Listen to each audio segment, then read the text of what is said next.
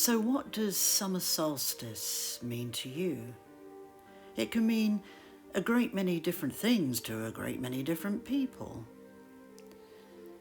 It can mean simply enjoying the summer sunshine, enjoying the longest day, or maybe enjoying the chance to go and have some picnics. Or maybe you just like chilling out, for want of a better term, in the summer sunshine, reading a book. Books by Patrick Jasper Lee are quite a good idea. No, seriously, some people have actually told me that they enjoyed reading my novels on their Kindles while lying on the beach. But it can also mean this. It can also mean that you associate the summer solstice with places like Stonehenge. A lot of us tend to believe that a place like Stonehenge is at the root of what the solstice, whether it's summer or winter, is all about. Although Stonehenge and other standing stone monuments are extremely old, and although we tend to associate them with ancestors, it all depends which ancestors you are talking about. I don't consider monuments to represent my own ancestors, and I really and truly don't believe they represent the ancestors of a lot of other people. Because once again, I remind everyone, what we've got to remember is that when Stonehenge and places like it appeared on the map, prior to that, there were hunter-gatherers, there were wild people living in bands, living in tribes, living close to the earth. And these were people who it would never have occurred to them to remove stones and arrange them to mark certain occasions and to become a source of worship where the sun and where the seasons are concerned. A geometrical clock, yes, geometry is at the heart of what places like Stonehenge are all about. And hunter-gatherers really didn't concern themselves with geometry, not to the extent where they felt the need to remove stones from their natural sacred sites and arrange them for their own human purposes. Hunter-gatherers preferred to go direct to the source rather than looking through something to be able to see the sun. Now, again, we also have to look at the fact that this relates to the advent of farming. Farming appeared as some kind of miracle, as something that humans could suddenly control. And that was the downside of what transpired when many of these monuments went up. It's difficult for us to see this now because we look at farming and we tend to want to look at farming in its original sense, in terms of using horsepower instead of combine harvesters and raising animals organically or producing milk organically, producing all sorts of things in the good old-fashioned way. Farming in the old way is seen as being rather quaint today, and we always want to go back to it. It did bring a great sense of community to people who were involved with it, a natural togetherness, which is really very hard to find today. And this has been going on for centuries and centuries and centuries. So that's the way we tend to want to see farming. But farming is the cause of many of the monuments being erected. It also transpired back then that because we could capture the sun with the help of the stones, we could see exactly what the sun was doing. And if the sun was behaving himself, as he should, mustn't forget that, must we? He's got to, bow down to the human needs. If the sun was doing what he should, then we would produce crops, and we would produce a plentiful amount of crops to feed the people. Now, you can't have a society like this without having some kind of power and control from people who are managing this. Now, this is a very different system to a hunter-gatherer system. We've got to bear this in mind. A hunter-gatherer, nomadic, wild system, for want of a better way of describing it, is very different in its makeup. It's very earth-based. Now, you might say, well, this is earth-based because, the sun is seen through the stones, and we can all cheer when the sun comes up, as they do at Stonehenge today, and we can all celebrate. It's a very different thing, because hunter-gatherers were much more relaxed in their attitude because they didn't have to grow crops. It didn't mean to say they didn't eat wheat and wild crops that were growing. In fact, they did. There's evidence to suggest that they did. But they didn't go hell for leather in trying to make it work so that we could feed the people. Where did that notion come from? Evidence suggests that farming came up to Europe from the Near East. We also have to take on board the fact that we're talking about land ownership. And when we've got land ownership, we're talking about protecting the land, and we're talking, obviously, about conflict such as we saw in the Bronze Age, which had never really been seen on that scale before. This extended to cultures in the future, such as the Vikings, and turmoil was in vogue. Everyone wanted to be a landowner, and to keep that land, you often had to fight for it.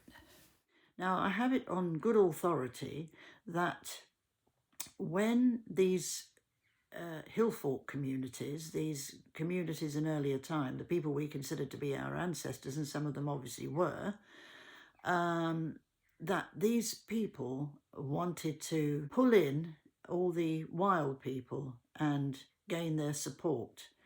And first of all, it's, oh, come and look, come to us, we've got lots of food here.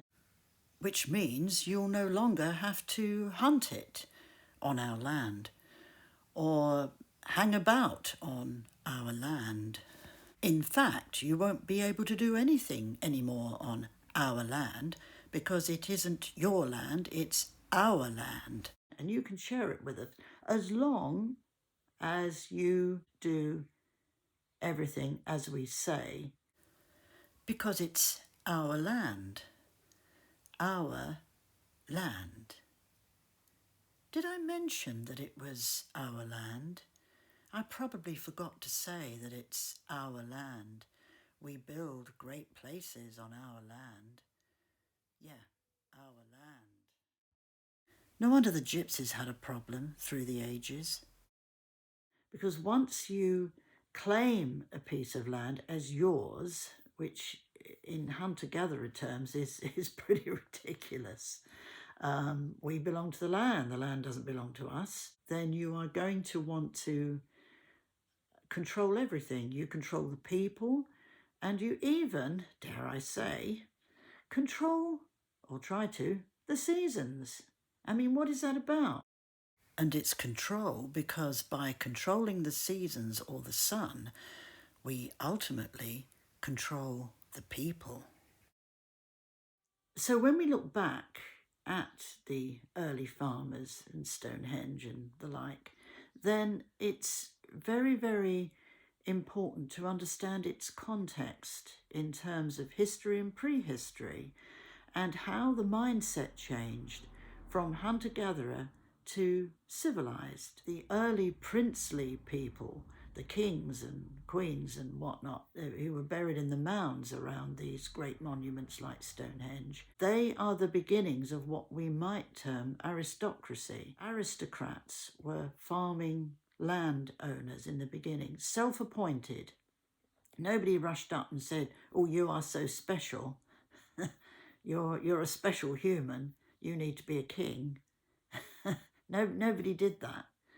You've got to remember that kings and aristocracy and people at the top are all self-appointed in their beginnings.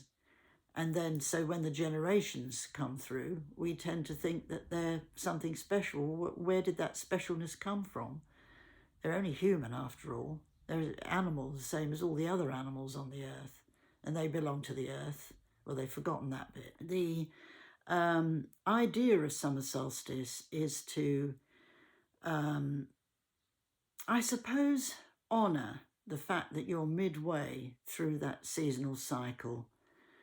Winter solstice is important because you're going into another cycle, because it involves death, the death of the sun, the death of the seasons, and then they all die.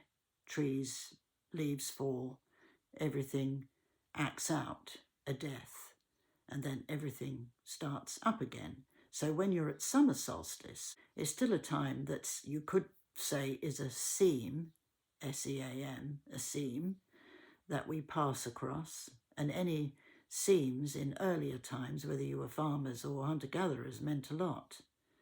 When you travelled across that seam, then you were seeing, usually, the light and the darkness having a bit of a fight. And then the darkness starts to win over, and the darkness starts to say, ha-ha, right, now we're going to go down to the darkness.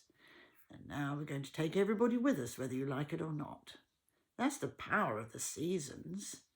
What power do humans think they've got when you've got the great seasonal influences acting these things out?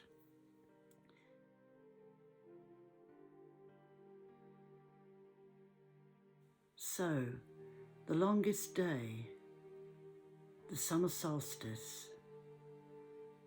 Let's turn our minds to this special time of year. Let's see it as a pause in the great cycle of the year. Let's see that we're stopping just for a moment, just as the sun can do, to reflect upon what we've achieved in the last 6 months and what we can achieve in the next 6 months. Let's align ourselves with the ancestors of old, those hunter-gatherers that were our ancestors, those who knew nothing about the turmoil and the conflict and the somewhat artificial way we now relate to life. Let's turn our thoughts to earth.